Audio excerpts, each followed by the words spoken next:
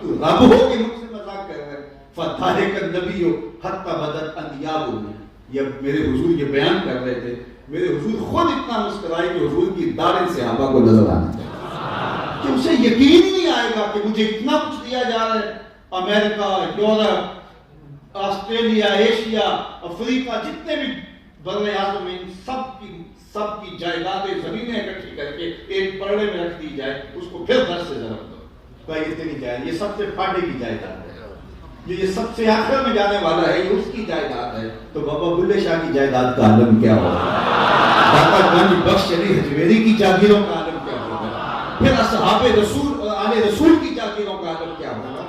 یہ تو اس کی جائیداد ہے. صحیح بخاری کے اندر جو سب سے پھاٹا ہوگا, جو سب سے آخر میں جائے گا, کہا تمہیں مغالطہ لگ گیا ہے, تم نے سمجھ لیا اس سلام کو, اس مہمان خانے کو سمجھ لیا یہ سب کچھ ہے.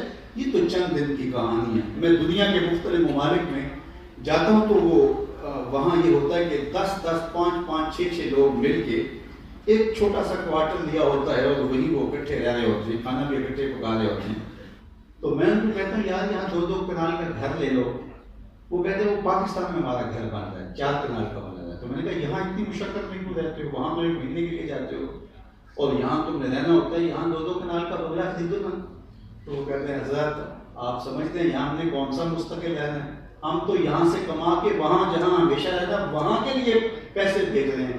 تو میں ان کو کہتا ہوں یہی تو میں سمجھانے آیا ہوں, جہاں جتنا رہنا ہو اتنا ہی وہاں حساب رکھا جاتا ہے.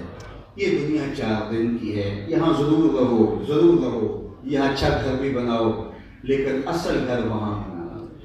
اصل تمہاری کائنات وہ ہے, اصل جہان وہ ہے. وَالْآخِرَةُ خَيْرٌ وَأَبْقَىٰ إِنَّ هَٰذَا لَفِي الصُّحُفِ الْأُولَىٰ. باقی صرف قرآن میں نہیں, قرآن سے قبل پچھلی کتابوں میں بھی ہم نے یہ سب کچھ لکھا ہے. صحف ابراہیم و موسیٰ, حضرت ابراہیم اور حضرت موسیٰ علیہ السلام کے سینوں پر اترنے والے صحیفوں کے اندر بھی ہم نے یہ ساری کہانیاں لکھی ہیں. ہمارے سامنے ایک چیز کھول کے رکھ دی گئی ہے. اب ہم نے فیصلہ کرنا ہے کہ ہم نے اس مختصر زندگی کو کیسے گزارنا ہے. ہمارا دین ہمیں یہ نہیں کہتا کہ ہم ترک دنیا کریں, ہمیں گھر کے دنیا سے بچنے کا جو ہے وہ سبق دے.